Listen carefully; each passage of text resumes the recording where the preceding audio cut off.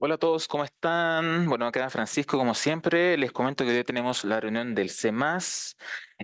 Bueno, hoy día tenemos dos presentaciones, como es de costumbre ya. Tenemos la presentación de Extreme Environments, que va a estar, por supuesto, la Javi, como siempre, presentando acerca de las cámaras trampa, ahora con esta faceta más inteligente de reconocimiento de individuos. Y también luego tenemos a Nicolás Salaquet, que desde el grupo de Extended Realities, o realidad extendidas, nos va a comentar el desarrollo de un motor físico para la simulación de elementos deformables. Bueno, por supuesto, cualquier comentario lo pueden dejar en el chat, o pueden levantar la manito o de lleno interrumpir. Por supuesto, cada presentación de 20 minutos y después dejamos un tiempo de preguntas y respuestas. Y bueno, también comentar que esta es la última reunión del 2024, así que nada, un hito importante.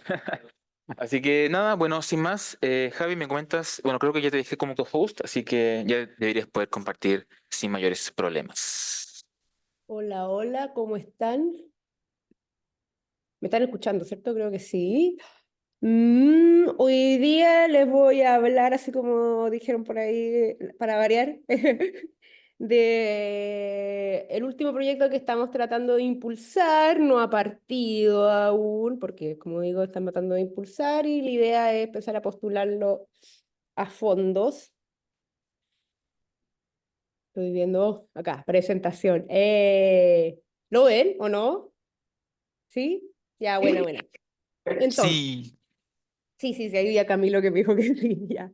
Entonces, la presentación de hoy se llama Reconociendo Individuo de Puma, Cámara de Trampa Inteligente.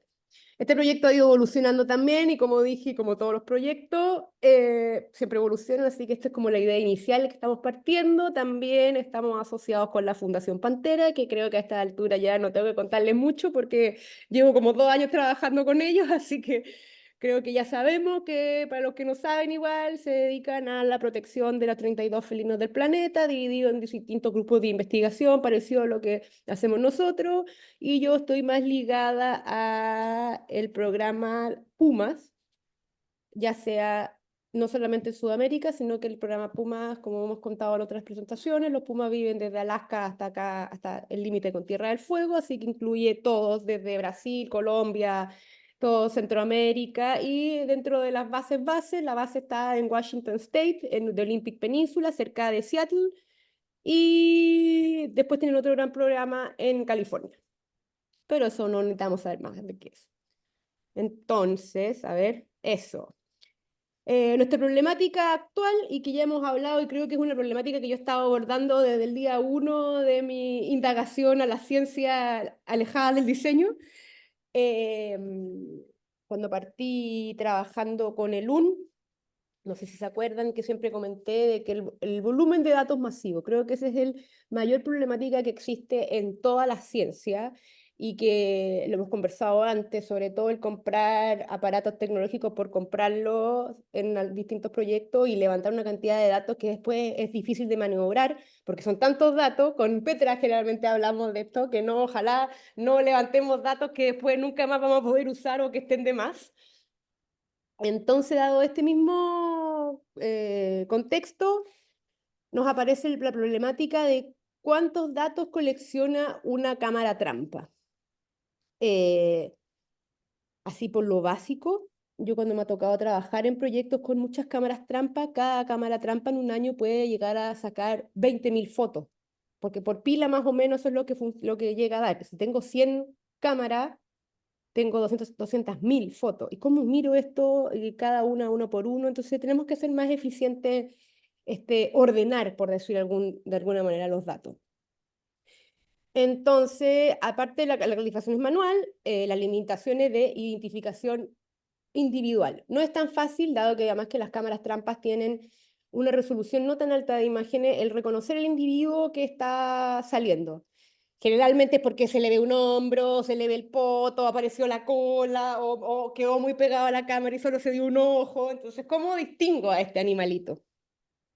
Y bueno, como todos saben, por lo menos acá o en alta montaña o en cualquier parte, en verdad, los lugares donde estas cámaras están puestas tienen condiciones extremas generalmente. No solo de clima, también puede ser de distancia. Si es alta montaña, hay que ir arriba del cerro, hacer una campaña, y la parte de las campañas generalmente son las más costosas. A ver, ¿por qué esto? Ahí cambio. Bueno, nuestro contexto, como siempre, son las Torres del Paine esta vez. La idea es armar un proyecto acá, nuevamente, pero creo que el punto que pongo ahí es el más importante. Es uno de los lugares más importantes para el estudio de pumas debido a su alta densidad y visibilidad.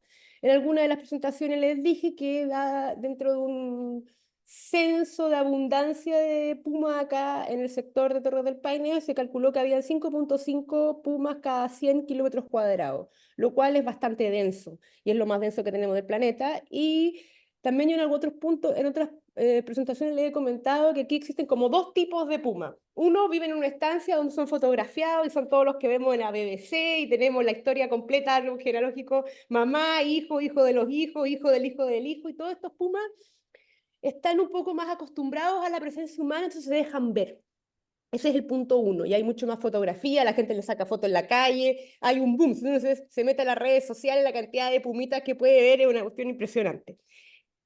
Y bueno, como siempre, así como fue armado el Extreme Environment, la complejidad del terreno y las condiciones climáticas, lo que funciona aquí funciona en cualquier parte y va a seguir siendo nuestra filosofía por lo menos. Y entre lo que existen, porque ya hemos estado hablando de que existen cámaras trampa con inteligencia o cierta inteligencia en el que puede reconocer algún individuo, no individuo, por alguna especie, y estas cosas ya están ocurriendo, hay harto si uno hace un estado del arte de la inteligencia artificial en la conservación, ya existen varios programas o iniciativas en el que son open source, que se quiere compartir estas como bases de datos que se están armando, pero no hay nada que en un solo paquete de datos, en un solo aparato, podamos hacer que reconozca cuál es el individuo. Porque queremos reconocer individuos, porque en estos mismos censos a veces un puma es contado más de una vez o en cualquier tipo de animal, y también un poco saber más de su comportamiento, dado que hace un par de años se pensaba que los pumas eran seres bastante solitarios, actualmente esto ha ido cambiando con la investigación que se han ido haciendo, y al final, esta vez, esto es un experimento total, en su mayor extensión. Bueno, para los que no conocían una cámara trampa, les quise poner porque no sé si hayamos visto camaritas trampas. Son este cuadradito chico que es como un armazón, que ya actualmente son antiviento, anticlima. Tienen problemas, obviamente. Tengo una acá en la casa que hay que arreglar, que su parte donde va el sensor se le rayó porque hubo una tormenta de arena, por ejemplo. Y son cosas que tenemos que ir pensando. Si se fijan acá en la foto, aquí donde sale mi maravilloso dedo y un pumita, en el borde donde se le abre esa como tapita, si se fijan, está lleno de arena. Porque esta cámara trampa está puesta no en el desierto, es en la Pampa Argentina, pero la Pampa Argentina tiene parte bastante desértica. Ese foto en particular es de un lugar llamado Bosques Petrificados, en que me tocó ayudar a la Fundación Pantera a sacar camaritas y así ido aprendiendo hasta qué punto sirven estas camaritas o qué tipo de fotografías sacamos, y por eso estoy aprendiendo de ellas. Como dice acá, una cámara trampa es un dispositivo equipado con sensores de movimiento que capturan imágenes o videos automáticamente cuando detecta la presencia en su rango de acción. Es como la lucecita que uno pone afuera de la casa, que si paso se prende la lucecita, bueno, si paso se saca una fotito o se prende un video. Es básicamente eso, no tiene más gracia. Como les contaba, particularmente acá en Torre del Paine, les quería dar un ejemplo de algunos de los proyectos que se hacen con estas cámaras trampa. En este caso es este censo de abundancia en el que le dije que se había hecho, en el que se pusieron 80 cámaras en grilla y bueno, después hubo que ponerla, después hubo que ir a buscarla y después hubo que clasificar todas estas fotos que habían salido. Los puntos de las cámaras son los amarillitos, lo otro es porque en el mismo estudio se hizo un estudio de genética para ver si había inbreeding, o sea, si los pumas se estaban cruzando entre ellos, lo cual salió por suerte que no tanto. Mm, Estos son el tipo de lugares donde están las cámaras trampa, un poco para que se tengan una idea de dónde las estamos poniendo. Esto es en la zona de Sierra Baguales. Hay una campaña que se hizo el invierno pasado para saber si en ese sector era apto para hacer otro experimento. Primero teníamos que saber si había pumas, así que no son en grilla como se veía en la foto anterior, sino que estas son puestas en lugares específicos donde creemos que los animales van a pasar para encontrarlos. Es distinta metodología de para qué sirven las cámaras. Lo bueno de esta cámara es que no son invasivas, son coste efectivas y se pueden poner en cualquier parte. Acá estamos en una, los pumitas hacen como cuchitas, como camitas, usan camitas. No tienen cuevas o casitas como creeríamos nosotros, sino que van rotando en todo y van cambiando su lugar donde duermen. Entonces nosotros más o menos donde calculamos que podía, o se nota que se acostó uno, es ver si en cuántos encontramos. Y aquí estamos poniendo otra que se ven en una barranca, si te fijas está muy lejos, lo que lo hace también un otro como, eh, como cosa a considerar siempre en el lugar. Entonces la solución que decidimos llegar, o que fueron después de varias conversaciones, fue llegar a, bueno, si ya teníamos un ELUN, que se llama Wild Maps ahora, pero es ELUN, ExcelUN, en el que logramos crear un algoritmo de reconocimiento de imagen que ya reconoce el puma de los guanacos y algunas flores, era cómo especificábamos ese mismo metodología de reconocimiento de imagen que ya fabricamos en un nuevo, o sea, ponerlo en un device, por decirlo ahí. Como es de costumbre, nuestro hardware tiene que ser robusto, ya lo sabemos. Esta imagen que vemos acá a mi mano izquierda, espero que lo vean al mismo lado ustedes, es como las primeras iteraciones que empezamos a hacer con Marcos pensando en cómo vamos a armar una cámara trampa. Es la primera, tenemos una impresión y así como Marcos mostró en su presentación la semana pasada, creo, o antepasada, porque la semana pasada no hubo, en que la forma, en que si tengo mi aparato en la mano y lo empiezo a mirar, tocar y oler, por decirlo, es distinto a que solamente lo vean un 3D. Entonces tenemos también un par de impresiones ya con los que estuvimos tratando de postular a otro fondo. Bueno, como les contaba la inteligencia artificial, la idea esta vez es reconocer individuos de puma.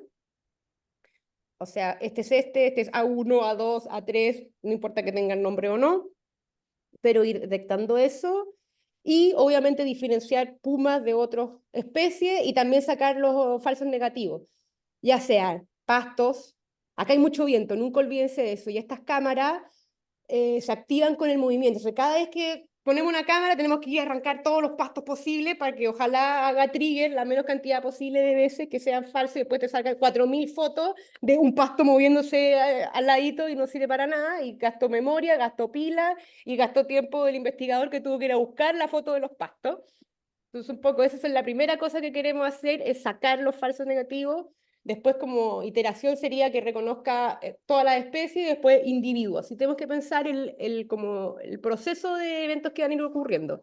De las cosas que fuimos conversando con la Fundación Pantera y decidimos que hiciera esta misión más fácil, porque imagino que le salga un hombro a un puma y cómo voy a reconocer el puma con el hombro o una cola o un poto o un pedazo de pata. Entonces, la idea es que tengan una pequeña luz estas cámaras que llame la atención del puma, cosa que mire a la cámara. Entonces, así yo veo primero, a partir de algún punto, sus caritas.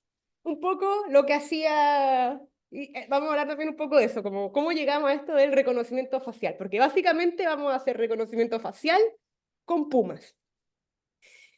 Bueno, y el proceso local y eficiente, que eso ya sabemos, estamos creo que todos conectados en el mismo nube, por decirlo así, en el laboratorio, y necesitamos que el proceso de los datos sea lo más rápido posible, lo más eficiente, y ojalá que cosas ya queden en terreno y que si no nos sirve, que se voten.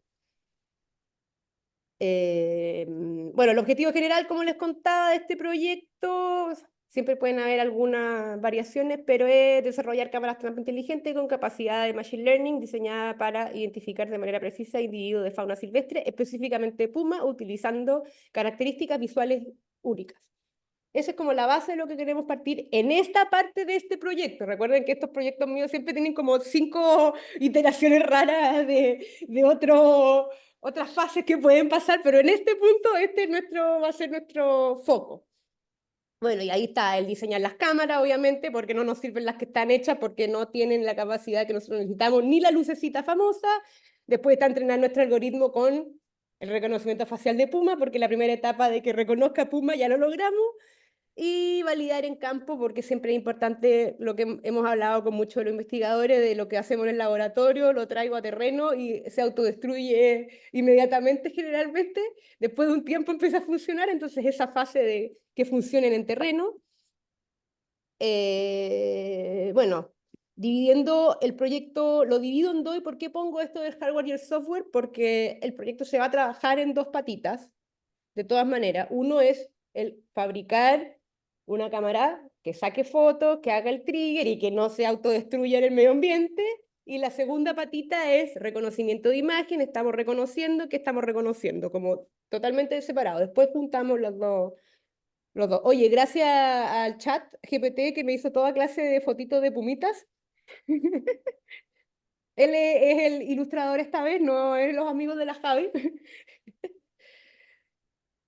Bueno, y investigando un poco cómo ha avanzado la tecnología, que es otro punto importante a siempre tener la consideración de que a veces avanza más rápido que nosotros mismos. Hemos estado, dado que en mis espantapumas fuimos usando estos ESP 32, los cuales me tienen impresionada su capacidad de cosas que pueden hacer, su tamaño y su precio, porque no son lo costoso que eran hace, chuta, 5 años. No sé, un Arduino Uno hace, cuando yo empecé trabajando en esto, haber estado cercano a los $35, $40, y ahora por 10 ya tengo un aparatito que más o menos hace lo mismo, cosa que es bastante más affordable. Elegimos, vamos a partir con esto, Seed Studio ESP32C6, que ya tienen una capacidad tienen la posibilidad de tener cámaras integradas y todo, aunque yo creo que la cámara que le vamos a poner nosotros es aparte. Vamos a poner un sensor de luz ambiente, bueno, un sensor PIR vamos a necesitar porque necesitamos hacer el trigger del movimiento, igual como tienen las cámaras trampa actualmente. Un sensor de luz ambiental, que es algo que he estado pensando, dado que a veces las fotos salen oscuras o claras, y esto es para que sepa totalmente la cantidad de luz, para que haga una exploración más amplia o más pequeña, cosa de que la foto salga en una calidad que nos sirva. Bueno, va a tener paneles solares, obviamente, porque está en la mitad de la nada probablemente, y pilas recargables, que eso también tenemos que revisarlo bien, dado que actualmente todas las cámaras trampas, o me atrevo a decir el 90% de las cámaras trampas que están actualmente en terreno, están usando pila alcalina, ya que dura mucho más la batería, son más fiables y tienen menos problema con el frío, que ese es el gran tema, creo yo. El frío mata el litio, entonces hay un tema con las cosas que están afuera, pero yo puedo mostrarles fotos de la cantidad de bolsas y cajas de pila usadas que ya nadie sabe qué hacer con ellas, y en cada proyecto con cámaras trampa que uno va, hay incluido en Arabia Saudita una caja llena de pilitas que no sirven para nada, que también hay que pensar en que es un problema. Y bueno, el almacenamiento y conectividad, que es con tarjeta SD, como son las actuales, pero queremos darle una mano al Wi-Fi y al LoRa, que creo que ha sido uno de los temas de cómo comunicar wireless a distancia. No digo que lo van a lograr, pero sí que tenemos que, ya que nuestro microcontrolador tiene la posibilidad, hay que darle la posibilidad, tratar que sea de que funcione. Bueno, como software vamos a actualizar todo lo que ya habíamos hecho de YOLO 5 a YOLO 8, porque como les conté antes, la tecnología funciona más rápido que nosotros. Vamos a usar mi plan es que más o menos usemos lo mismo que se usó anteriormente en el proyecto de Loon, que tuvimos un proceso de data augmentation, que es la que cuando rotamos, escalamos y ajustamos la luz de la foto para que sean más imágenes de la misma imagen, cosa de multiplicar nuestros paquetes de datos. Porque si pensamos, yo la primera vez que empecé con el reconocimiento de imagen tenía que usar alrededor de 10.000 fotos por objeto, ya sea una especie, individuo, llamémoslo como quieran, pero objeto, para poder reconocerlo. Después con el UN usamos 250 fotos por objeto, pensando en esto del data augmentation, o sea, de multiplicar nuestros datos. Y por último, bueno, usamos con TensorFlow Lite y que tengan funcionalidad offline. Bueno, aquí quería entrar un poco más. No sé si ven bien esta imagen de al lado, que si se nota es un perro. ¿Y por qué la puse acá? Porque es más o menos como ve una inteligencia artificial. Ve cuadrados con un código y los trata de buscar si la misma combinación queda en otra parte. No sé cómo explicarlo. Pero eso es lo que ve mi famoso proceso de identificación. Y en el último tiempo se ha puesto de moda esto del Tiny ML, que es como Machine Learning chiquitito y está optimizado para ponerlo en microcontroladores como el que mostré anteriormente, en el que son capaces de manejar un TensorFlow o un reconocimiento de imagen un poco in situ. No que hay que bajarlo, subirlo a un computador, sino que el proceso pequeño se hace dentro del aparatito. Lo estuvimos viendo con el ALE y actualmente hay varios otros proyectos que me parecen interesantes que debemos revisar. Se supone que tiene eficiencia energética, eso dice los datasheets. Yo no he usado nada todavía con TinyML, así que no lo puedo decir si es mucho más efectivo, pero se supone que optimizaron mejor como la programación. Y aquí quería llegar yo. Estuve investigando ahí un poco del timeline del reconocimiento de identificación facial. Aquí la mayoría, no todos, porque hay unos muy jóvenes ya, pero la mayoría tuvimos Facebook, en el que uno subía una imagen a Facebook y el mío automáticamente sabía quién era yo. Aquí vamos a ver esta foto del 2012 y yo no me tagué, pero esto ocurría porque durante años apareció esto que podía taguear a los amigos en internet y uno tagueaba a todos los amigos y así entrenamos todas las caras de todos nosotros y ahora Meta y todo, llámese cual sea, tiene todo nuestro... Eh, datos faciales y se han estado hoy en día, todo tiene un dato facial. La parte de abajo, el Google Fotos mío, por ejemplo. Ah, bueno, Facebook, el 2021, de cosas freak que aprendí ayer, eliminó lo de tallar personas por un tema legal. A su vez, Google Fotos actualmente, yo tengo toda mi foto en Google Fotos y me tiene clusters de personas y quién es quién, y eso sí, con mi perro Laura se equivocó y cree que otro perro es Laura.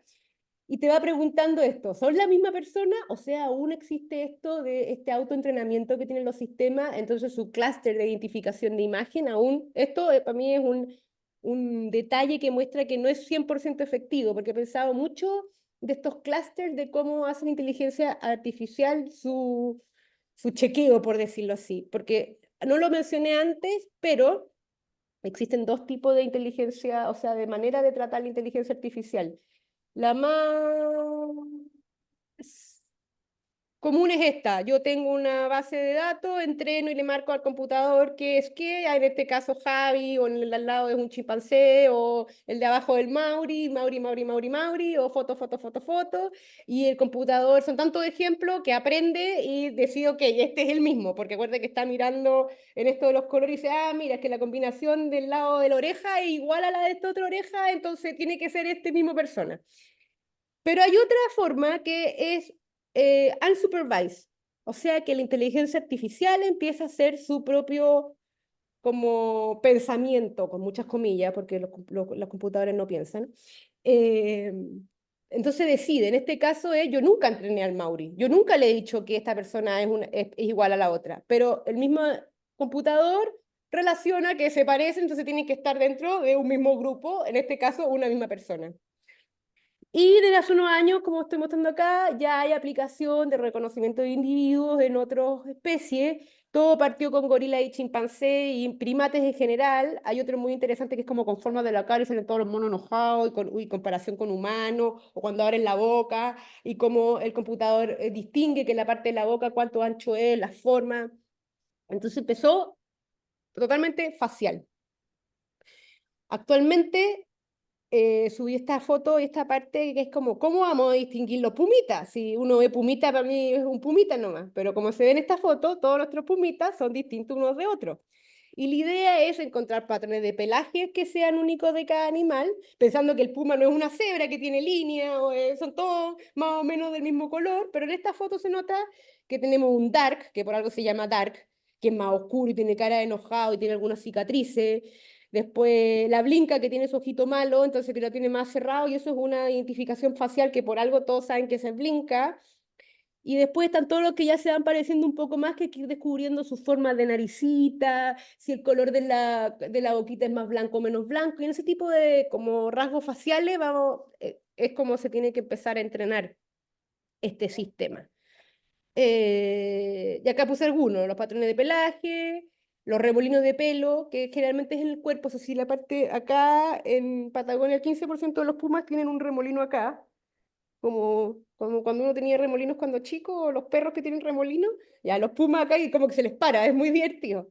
Entonces es un rasgo que reconocen unos de otros más particular, pero generalmente ocurre con cicatrices, forma del rostro, la morfología, y un poco como le decía esto antes, esto es un experimento que queremos hacer y lograr que un aparatito, que eso es lo entretenido, porque otros proyectos con reconocimiento de imagen que reconocen individuos y todo con el dataset que ya uno ya tiene existen si uno lo conecta a un computador, pero lograr que lo haga un aparatito in situ y que te diga, lo ideal sería que te avisara, oye, encontré 7 del Puma 1, 4 del Puma 7, y así como un poco, ¿por qué sale este proyecto? Más bien para encontrar comportamiento de los pumas como más sociales que tanto de distribución, porque como dije al principio, anteriormente se creía que los pumas eran muy solitarios y que y no compartían sus carneos ni nada de eso, y actualmente se tiene registros que sí. Entonces, ¿cuán familiares son unos con otros?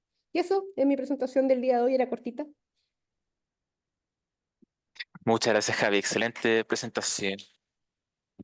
Bueno, en honor al tiempo, bueno, acá puedo partir con la pregunta de Petra, que por supuesto que te felicita y te pregunta si existe alguna posibilidad de considerar dos sitios en ecosistemas diferentes, Patagonia y Cordillera Central de los Andes RMS.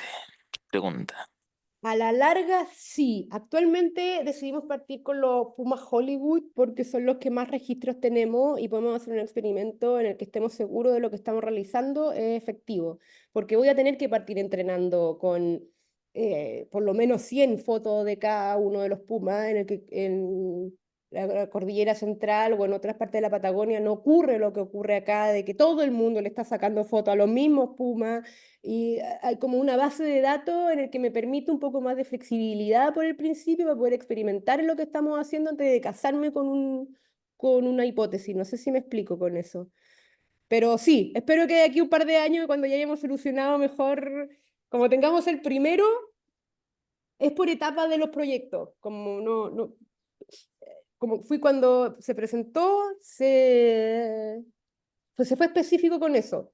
Como actualmente estamos clasificando con un ejemplo. Si no tengo suficientes de ese ejemplo, no le puedo decir al sistema que ese es Juanito, el Puma.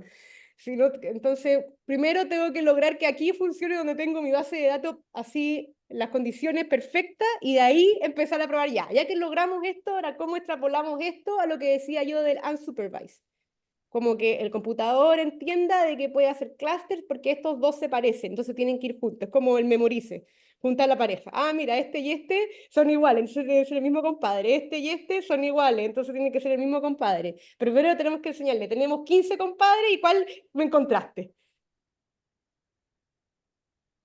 Perfecto. Bueno, ahí veo que el Ale te hizo como una sugerencia de como algún sistema, como el 0W2 de Raspberry Pi, pero ahí tal vez el Ale puede explicarlo, si no, ahí queda No, escrito no, en el chat. sí, Ahí. están todas las opciones, Ale. Pero el ESP me tinca, tiene.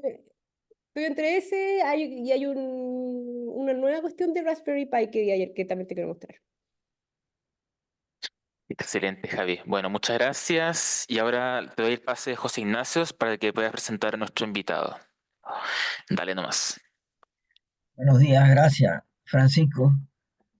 Aprovecho para presentarle a Nicolás Salaquet, quien es investigador postdoctoral del proyecto FONDEF relacionado con el simulador de cirugía, miembro de nuestro grupo de realidad de nuestro centro, de nuestro grupo de realidad extendida, el centro CEMAS, ahora, y es doctor en física.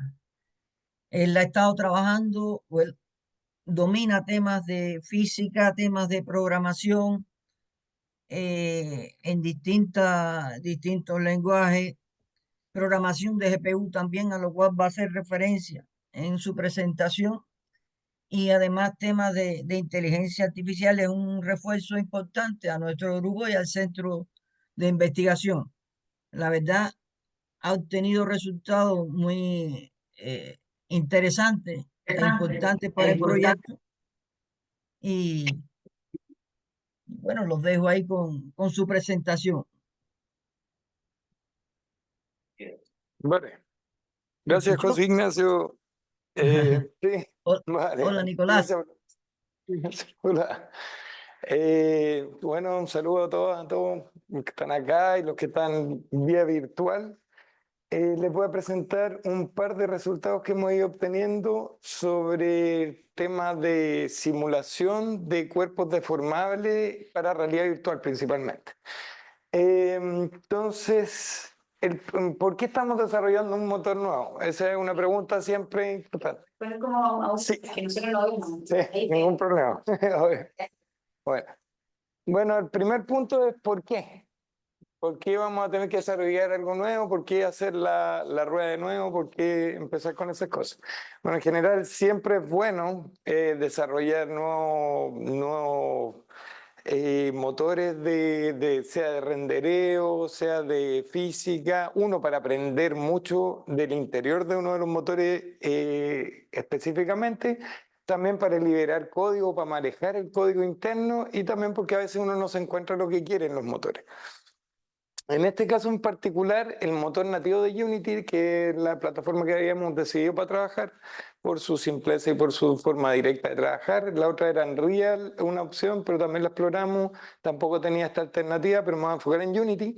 No tenía las adaptaciones que necesitábamos para simular tejido. No las tenía, y si es que las tenía y las podíamos adaptar, en VR era muy difícil que corrieran. Entonces tuvimos que ver el otro camino. También la mayoría de los motores de física que hay no corren en la GPU. ¿Qué pasa? Que corren en la CPU. Tenemos en todos los computadores y en todos los dispositivos que ocupamos en general, tenemos dos sistemas. Uno es la CPU, que es el procesador principal, que en general tiene pocos hilos que corren en simultáneo. Y por otro lado tenemos la GPU, que es un procesador que se especializa en correr para gráficos en general. Entonces tiene que correr muchos hilos en simultáneo para preparar todos los píxeles de la imagen. Bueno, en el último tiempo se ha avanzado mucho en ocupar la GPU para que hagan otras cosas, sean redes neurales con inteligencia artificial, sea hacer simulaciones, sea minería de Ether, sea minería de Bitcoin, lo que sea. Se han ocupado para cómputo general. Pero la mayoría de los motores de física corren en CPU porque tienen demasiados subprocesos y no es simple programarlo en GPU con toda la generalidad que tienen usualmente. Hay uno en específico que sí, que es PhysX de NVIDIA, que corre específicamente en un procesador con zona especializada en física de NVIDIA. Pero eso no es uniforme, no corre en todos los procesadores gráficos, no corre necesariamente, por ejemplo, en los Meta que no tienen una placa NVIDIA dentro, en los lentes VR Quest, tampoco en todos los celulares. De hecho, la mayoría de los celulares no tienen un GPU NVIDIA. Entonces no es llegar y correr eso. De hecho, Unity ocupa PhysX, pero en versión CPU. Eso. Y encontramos otras opciones que eran de fuente cerrada que no permitían modificaciones. Y eso siempre es un problema para cuando uno quiere hacer cosas bien específicas. Eso es más o menos la razón de hacerlo. Uy, eso no sé si se va a ver muy bien. Lo vamos a agrandar, a ver si lo vamos a agrandar. Entonces, esta es la descripción general de casi cualquier algoritmo lo siento, no, poco. Casi cualquier algoritmo de simulación. En general se calculan las fuerzas que están actuando sobre cada cuerpo, se actualizan las posiciones, después se verifican colisiones, o sea, la pelotita va para allá y viene otra pelotita y a ver si chocaron. Si chocaron hay que reaccionar. Ese es un punto clásico. Después se ejecutan constricciones y colisiones como constricciones. Esto es lo que estamos haciendo nosotros. Es un poco distinto a lo usual, pero de ahí le puedo explicar. ¿Qué son las constricciones? Por ejemplo, esta parte de este cuerpo tiene que estar a esta distancia, idealmente el mayor tiempo posible durante toda la simulación. O constricciones, no sé, pues un hilo tiene, si uno la quiere modelar como elementos discretos que tiene pelotitas alrededor de un hilo, hay constricciones entre las pelotitas que tienen cierta elasticidad, pero tienen cierta distancia fija. Son como las fuerzas de Hooke, pero no necesariamente siempre son así, porque pueden haber constricciones que dejen de funcionar después de cierta distancia, por ejemplo. O sea, pueden haber distintas variedades de tipo de constricción. Al final son una ecuación que involucra las posiciones de los elementos que tiene que cumplirse. Esas son las constricciones en general. Y después se actualiza la posición y velocidades nuevamente, porque después de hacer constricciones se pueden haber cambiado las posiciones, y como las restricciones no están asociadas a velocidades, sino que solo a posiciones, hay que actualizar las velocidades. Después se hace colisiones post, que es todo lo que hicimos con las constricciones, nos puede haber dejado la embarrada con las colisiones, entonces hay que hacer colisionar de nuevo, y se hace una actualización final. Esto es bien técnico en general, y voy a tratar de pasar medio rápido por todo lo técnico, porque puede ser entretenido para algunos y para otros no. Entonces, igual lo vamos a pasar. Después, los desafíos principales del problema, las limitaciones de capacidad. La memoria de la GPU de ese aparatito no es tan grande. No es que uno tenga una placa esa grande con ventilador y todo, tiene una tarjetita chiquitita, un chip que gasta poco consumo y todo. Y la idea es quedarse dentro de las capacidades de ese dispositivo. Y hay un problema típico, que es cuando uno corre en sistemas paralelos y uno programa sistemas paralelos, que imagínense, yo estoy actualizando esta pelotita con esta pelotita y tienen una regla de estar cerca entre ellas. Pero imagínense, hay otra pelotita que tiene una regla de estar cerca de esta. Corriendo en paralelo, yo puedo estar corriendo estas dos constricciones en simultáneo. Entonces, las dos van a tratar de escribir sobre la posición y la información de esa pelotita al mismo tiempo. La placa no sabe que están corriendo las dos en simultáneo. Entonces, ese es un cacho en general. Siempre hay que hacer cuidado de las condiciones de carrera. Y eso quieren decir las condiciones de carrera en general. Que una línea de procesamiento llega antes y modifica, y esta otra estaba modificando justo cuando esta llegó y le cambia el dato. Carrera, literalmente, quién llega primero a un dato y quién lo modifica y cómo se modifica.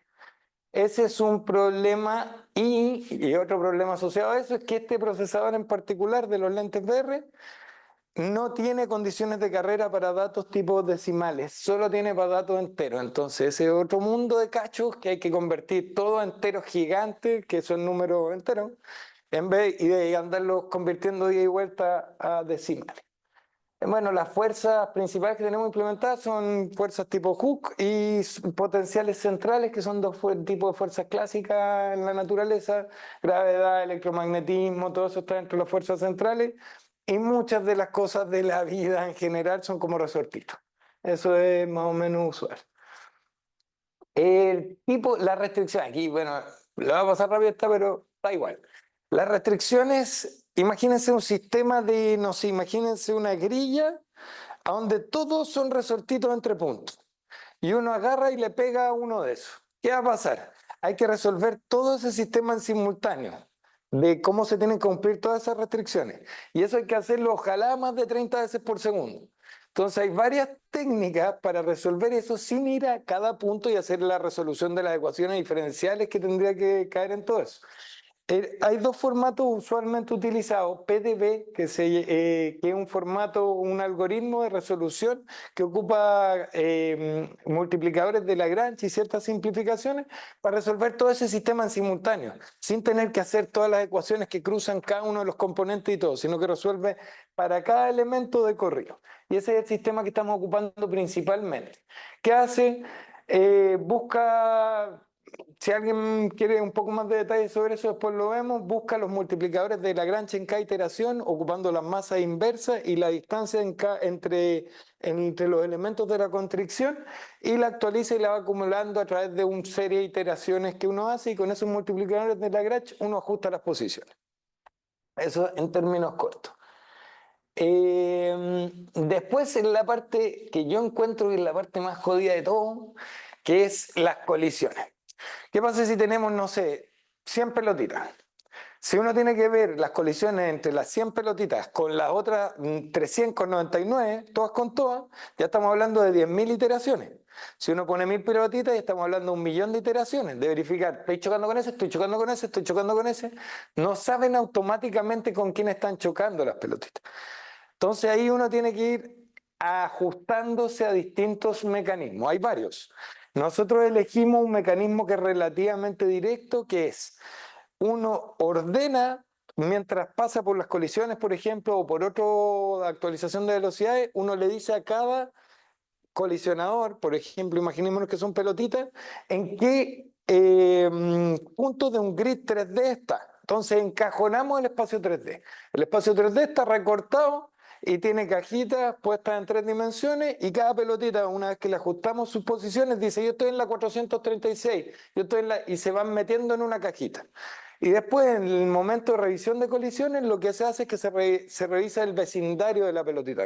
Entonces no son 100%, son 100 por 5 las del vecindario. Entonces se reduce de 10.000, se reduce a 500 en ese caso. De 1.000.000 se reduce a cientos de revisiones, etcétera, etcétera. Entonces eso es bien importante. Y lo que hicimos fue hacer una versión en GPU del grid sorter, que es esto, ponerlo en esta grilla cada pelotita para no salirnos de la GPU nunca. Quedarnos que todos los datos se mantuvieran ahí, porque hay un clásico problema que les cuento si no lo conocen, que es de transferencia de información entre CPU y GPU. Cuando uno trabaja en procesamiento en la GPU y uno quiere, ya, pero quiero este dato para hacer otro procesamiento en la CPU y después te lo mando de vuelta. Cada uno de esos procesos es un cacho en términos de tiempo. Porque transferir información de la RAM de la GPU a la RAM de la CPU siempre es pérdida de tiempo enorme. Así que eso hay que tratar de evadirlo. Por eso hicimos el grid sort en la GPU. Además es más rápido. Entonces ese es el primer punto. Y las colisiones, por ejemplo, son, no sé, pues si un cilindro uno quiere ver si choca con otro cilindro, uno agarra la línea central del cilindro con respecto a otra, calcula la distancia y si la distancia es menor al radio de los dos cilindros, hay una potencial colisión. Lo mismo con una esfera con un cilindro, entre un punto y una línea. Si la distancia es menor al radio de la esfera y el radio del cilindro, hay una potencial colisión, etcétera, etcétera. Entonces uno lo resuelve de ese formato. Hay otro problema que es que, por ejemplo, imagínense que nuestro cuadro dura 10 milisegundos y entre un cuadro y otro hubo una colisión entre medio. Este iba con una velocidad, no sé, 6 metros por segundo para allá y de repente pasó un cuarto de segundo y estaban a, no sé, a 2 centímetros y alcanzó a traspasar el otro. Es como un túnel, como que lo pasó sin verlo. Como que alguien disparara una bala para allá y pasara la muralla, por ejemplo. Entonces lo que uno hace ahí es distintos mecanismos de búsquedas para velocidades altas en el mismo frame. Uno dice, analicemos a ver si chocan el frame. Si entre actualización en uno y otro. Y eso se llama continuous, o sea, colisión continua dinámica, que es como analizar el intermedio para velocidades. Eso también lo implementamos. Y después vienen las actualizaciones de posiciones, que en este caso son un poco distintas a las usuales. La actualización inicial es la post-fuerzas, que es lo típico. Posición nueva es la posición antigua, más el cambio de tiempo por su velocidad, más la fuerza por lo típico F igual a M por A, al final. Y tenemos una actualización intermedia que la hacemos después de las colisiones, después de las constricciones hacemos una actualización intermedia donde ponemos un poco de amortiguamiento, un poco de roce, y la velocidad no se actualiza integrando la velocidad anterior, sino que se actualiza con la diferencia de las posiciones.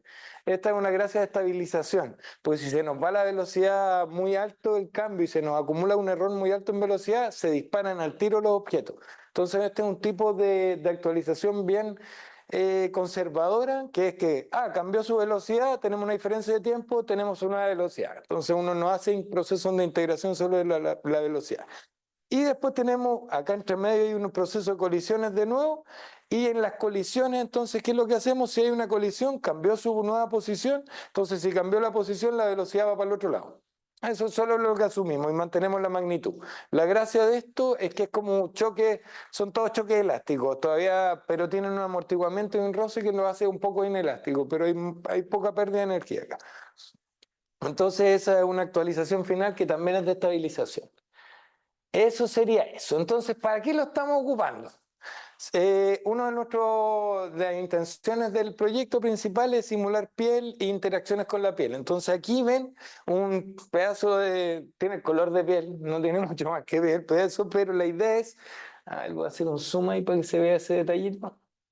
¿Dónde está el coso de zoom? Ahí está. Entonces ahí se ven hexagonitos. ¿Por qué elegimos hexágonos? Porque las constricciones son menos que con cuadrados, con una grilla regular cuadrada, hay menos constricciones. Los hexágonos son bien estables en general, suelen ser más estables que los cuadrados porque las distancias en general entre todos los elementos son iguales. En los cuadrados siempre tenemos las diagonales, hay que preocuparnos de los vecinos y todo eso. Y porque las células de piel, si uno las ve en el microscopio, algo tienen de hexagonal. no exudan hexagonalidad, pero algo tienen de hexagonalidad. Entonces elegimos este tipo de formato. Esos son los nodos. Estos verdes que están viendo entre medio son las constricciones. Entonces eso mantiene más o menos la piel unida y le da cierta elasticidad a la piel. Y cuando queremos tener interacción, esta es la interacción de la piel, entonces ahí le ponemos colisionadores y teníamos varios tipos de colisionadores que podíamos poner. Podíamos poner en las pelotitas, en los nodos, poner pelotitas de colisionadores. Pero ¿qué pasa? Cuando se estiran, quedan espacios vacíos entre medio. Entonces ahí pasan en banda, los objetos suelen pasar en banda. Entonces elegimos otro tipo de colisionadores que son colisionadores cilíndricos en el mismo línea de las constricciones. Y estos colisionadores cilíndricos le hicimos una gracia extra que es que se estiran. Entonces, a medida que se estira el elemento, el colisionador también se estira. Entonces, trabajamos como con colisionadores dinámicos, por así decirlo. Y lo último que hicimos, o sea, que con con esta implementación, fue que permitimos que se rompieran las constricciones. Entonces, la piel se va desgarrando. También ahí se están mostrando las colisiones que... se puso creativo el computador. Entonces ahí se están mostrando el hoyito que se forma en la piel y cómo se va, por ejemplo, desgarrando hacia el lado y todo eso. La gracia de esto es que permitimos que se rompan las constricciones y al mismo tiempo renderizamos y permitimos que los colisionadores se rompan. Entonces tenemos harta más dinámica sobre el código y el objeto que estamos ocupando. Y el futuro, bueno, queremos... voy a poner width. Tenemos un sistema de simulación deformable funcional, nos permite realizar la próxima etapa del proyecto, que es utilizar todos los puntos de los elementos para entrenar sistemas de inteligencia artificial, para que puedan entrenar al personal que esté trabajando, para que sean ejercicios de entrenamiento sobre suturas, sobre trabajo de nudo, sobre trabajos de piel, cosas de ese tipo. Tenemos simulación multicapa, que podemos ponerle varias capas, entonces la idea es que se permitan cortes, perforaciones, coser. Y tenemos, o sea, es funcional, pero tenemos que seguirlo mejorando, porque todavía hay ciertos problemas que ahora ahora le puedo hacer un ejemplo con los lentes y los que quieran de acá, los que estén presenciales, virtuales no se puede, pero los que estén acá si quieren después los pueden probar, que obviamente hay ciertos colisionadores que no alcanzan a intersectar, hay ciertos problemas de eficiencia, todavía queremos mejorar el frame, varios caminos posibles, la renderización, que también estamos pasando del GPU al CPU para que el CPU arme el mesh que se renderiza en el GPU, después entonces estamos haciendo pasadas innecesarias, pero eso era solo para hacer los ejemplos y cosas así. Tenemos mucho que mejorar en eso. Tenemos que aumentar el tipo de colisionadores, también queremos hacer cuerpos sólidos extendidos después, etcétera, etcétera. Muchas gracias, pero ahora les voy a mostrar la parte del lente acá. Así que no es tan fin todavía, pero falta poquito. Entonces, ojalá sí, todavía sigue el lente conectado. Vamos a hacer un boundary nuevo ahí. Se ve el lente, sí, lo voy a poner en full screen y aquí sí me tengo que poner, vamos a poner un poquito más acá para no molestarles ahí. Ahí. Confirmar el stationary, ¿me puso bien? Ya, sí, me puso bien. Esto es lo que estoy viendo ya, sí. Ya.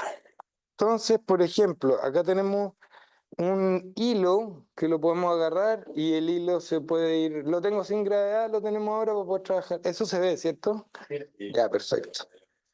Entonces, en este caso, por ejemplo, aquí, este es uno de las cosas que más nos ha jodido es armar nudos, porque el nudo es un elemento que está interactuando mucho y ahí, por ejemplo, se ve cómo se soltó. Entonces, esos son ciertos detalles. Y aquí, por ejemplo, si le aumentamos la gravedad, ahí se nos va para abajo, todavía está, ya, y ahí se cuela acá.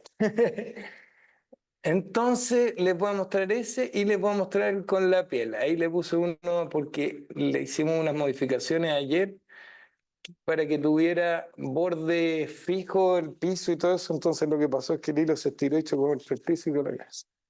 Pero esas son las cosas que están en proceso de mejorar. Y ahora les voy a mostrar un poquito. Se está terminando de pasar al lente. Ahí se ven ustedes cómo están. Ah, no, no se ven acá. Les voy a poner aquí para que se vean. Ahí, ahí sí. Ahí se ven ustedes. ¿Ven? Así se ve en la versión pass-through de esto. Entonces, aquí está con un objeto que es como una piel. Entonces, por ejemplo, ahí podemos ver cómo se agarra y podemos ir haciendo para que se desgarre la piel y el objeto que está ahí. Y ahí se ve cómo se va desgarrando, por ejemplo, el objeto ese de piel. Entonces, la idea es, ahí hay una capa y hay otra capa, entonces uno puede ir haciendo cocimiento eventualmente y cosas de ese tipo. Y esa es como la idea con este tipo de elementos. Etcétera, etcétera. Entonces, si lo quieren probar, bienvenidos, pero eso yo creo que después de las preguntas, sí. Bueno, muchas gracias, Nicolás. La verdad que fantástico ver también los avances de todo lo que es como el proyecto en general, de todo lo que también trabaja José Ignacio. Yo tengo un par de preguntas, pero tal vez ahí justamente el chat te preguntó Alejandro que si esto va a ser open source o si lo piensas como abrir. Estamos revisando con José Ignacio las posibilidades. Puede que cierta parte se mantenga open source y ciertas implementaciones se mantengan cerradas. Por ejemplo, la implementación final de los tejidos y todo lo que es simulador se mantenga cerrado y cierta parte del motor. Pero ahí tenemos que revisar también según el proyecto FONDEF y todo, porque esto está inmerso dentro de un proyecto FONDEF. Entonces hay que revisar cómo seguir para adelante sobre eso. A mí me encantaría open source, pero hay que ver las características de todo. Sí. Yo soy un usuario del open source en general, por eso me encantaría, pero ahí vamos a ver qué se puede y qué no se puede. Perfecto. ¿Más preguntas acá? Christopher. Bien, bien. Hola, bacán el trabajo que estás realizando. Tengo una consulta con cómo definiste la densidad de puntos del mallado para decir como ya desde ahora. Es completamente variable. Ya, es en Sí. función de las capacidades de la lente. Hay momentos que sí, particularmente cuando son muy pequeñas las distancias, al agrandarla está el típico problema de float versus entero. Cuando uno salta de float a entero se van Claro. perdiendo decimales y además tenemos el problema de que un float muy chico también va a perder precisión. Si tiene un 1.0 y los últimos ceros van a perder precisión porque tiene que guardar el 1 y cosas así, entonces puros dramas numéricos Sí. todo el rato y eso tiene mucho que ver con lo que tú dices, con la distancia de la malla y todo eso. Claro, porque, bueno, como para poder modificar, o sea, como siguiendo lo que estás explicando, para modificar quizás las características de la piel hay que modificar los tensores y en base como Exactamente, empezar a jugar con eso. exactamente como las constricciones, la masa de cada célula, entre comillas, y sus distancias particulares. Sí. Vale. Ya. ¿Camilo? Dale, Camilo. Sí, gracias. Oye, primero felicitaciones porque se ve impresionante. No habíamos visto avance en esto desde la última vez que nos había mostrado un trabajo que había hecho Tomás y, y realmente la fineza que ya se nota en el movimiento es impresionante. Ahí yo creo que retomando un poco la pregunta de Alejandro, Nicolás, yo creo que más que, además del tema de open source, hay muchos otros proyectos, sobre todo en el área de materiales, que teniendo este tipo de sistemas de modelo físico digital puede ser interesante. ¿Qué tan adaptable sería para utilizarlo en otro tipo de contexto? Yo creo que por ahí también iba esa pregunta, porque en el centro en general hay otros proyectos que podrían beneficiarse altamente de adecuaciones de algo del estilo. Y la segunda pregunta es, porque ahí no lo vimos mucho en la demo, los que estamos online, pero cuando tú usas los lentes, tú estás haciendo movimientos solamente con la mano, o sea, te está detectando a ti directamente con la cámara. Ese es el sistema de detección puntual de tus movimientos con las manos, es solo con la cámara, porque si es así, es también realmente impresionante también que no requirió otro tipo de accesorio. Vale, sí, o sea, es adaptable, se puede ocupar en otros contextos y la idea es que tenga todas esas posibilidades. O sea, no está el código depurado en tener todo listo, sino que va progresando, pero completamente adaptable para otro tipo de sistemas que requieran este tipo de simulaciones de objetos deformables, sistemas discretos. Y se puede cambiar ciertas características cuando no se requiere tanta eficiencia como en un lente 3D. Y lo otro sobre el movimiento es a ver, ¿a dónde estoy? Ahí. Solo con las cámaras del Oculus, el Oculus ya tiene un reconocimiento de mano y tiene varias características que son súper útiles, que son agarrar con pinch, también tiene formato de los menús con las manos, también tiene todo ese slider de navegación, que a ver si lo voy a mostrar aquí cortito, hablando de eso mismo. Eh, ese de ahí. Por ejemplo, ahí está, y entonces uno puede interactuar con la mano ya con todo eso, ahí se está viendo, ¿cierto? Sí. Sí, sí. Ya con todos esos elementos uno puede interactuar con la mano y también puede interactuar directamente presionando como botones en el aire. Entonces todo eso ya viene integrado en todo lo que es el sistema que trabaja el Oculus para este tipo de cosas. Entonces en este caso esas pelotitas que se muestran acá no son realmente las pelotitas de la simulación, sino que son unos grabbables, o sea, unos agarrables que uno pone dentro del hilo para poder agarrarlo y trabajar con el hilo así solo con las manos. Entonces, esas son ciertas prestaciones que tiene el SDK de Meta para el Oculus Quest y que son, la verdad que están bastante finos, o sea, funcionan súper bien en términos de la detección y la latencia no es tan alta. Es una latencia que no se siente tan alta porque uno está metido en el mundo virtual además. Entonces se siente incluso menos la latencia. Excelente. José Ignacio.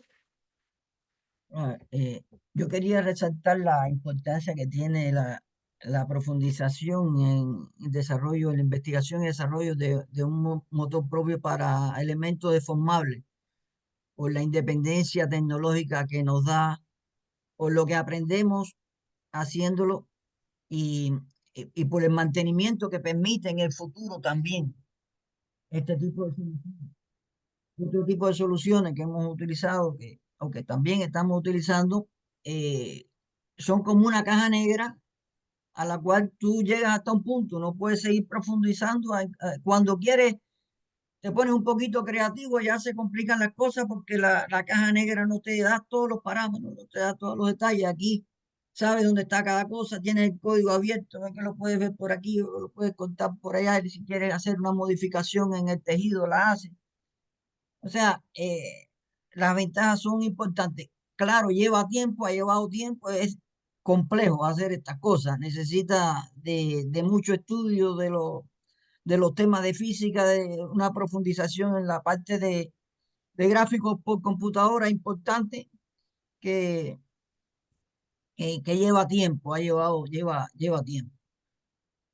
Todavía faltan muchos aspectos, pero el resultado ahí es muy bueno, es muy bueno. Yo quería preguntarle a Nicolás, ¿cómo tú eh, modelarías un órgano 3D? Si esto puede, ¿cómo aplicarías esto a la simulación del corte, por ejemplo, de un órgano 3D? Y si el lóbulo nos permitirá más adelante, por ejemplo, hacer una simulación de intervención de la vesícula, por ejemplo, para los médicos, el procedimiento de separación de vesícula, este que es tan común, si lo podremos llegar a lograr en algún momento por la potencia del lóbulo y con la solución esta que está creando de simulación de modelo deformable. ¿Qué tú Bueno, crees? ¿Podemos? Ajá. o sea, en principio se podría, el realismo hay que ver hasta dónde llega, porque en realidad si quisiéramos hacer todas las capas y ser riguroso en una vesícula, puede ser complejo por las dimensiones que tienen, la cantidad de elementos que se necesitaría, pero ciertamente simulaciones o asemejarnos a lo que sería una cirugía de vesícula, probablemente sí. Lo que habría que hacer también es que en la parte del rendereo, o sea, de dibujar el mesh, tenga distintos coloridos hacia adentro, tenga todos los... Bueno, la vesícula creo que no tiene tantos distintos coloridos hacia adentro, pero tenga ciertos como detalles que hagan pensar que uno está operando sobre un tejido. Y esa parte es como todo otro mundo, el renderizado de estos elementos como una mesh 3D, que más que una mesh, porque no solo el exterior puede tener volumetría. Entonces, pero en términos de conexiones, la volumetría está, o sea, las conexiones se pueden generar para todos lados y uno puede tener un objeto tridimensional conectado todos entre ellos. Eh, Ahora está en la parte del renderizado y todo eso que ciertamente es una gracia de un simulador, así que faltaría todo ese aspecto que desarrollar. Pero sí, probablemente se pueda hacer algo que al menos entrene, que al menos alguien pueda cortar y si lo hace un profesional, o sea, alguien experimentado, se note la diferencia entre que lo haga alguien experimentado y alguien amateur, entonces sea un ejercicio de entrenamiento. Gracias. Muy bien. Perfecto, bueno, ya estamos en la hora, creo que no hay más preguntas por acá, ni tampoco por el chat, y bueno, nuevamente reiterar los agradecimientos a la Javi y a Nicolás y a todo el equipo, última reunión del año, así que también felicidades para todos, felices fiestas, y nos vemos el próximo año. Eso, ya pues, Chao. chao, cuídense mucho, Chao, chao. bye bye. Chao. Chao.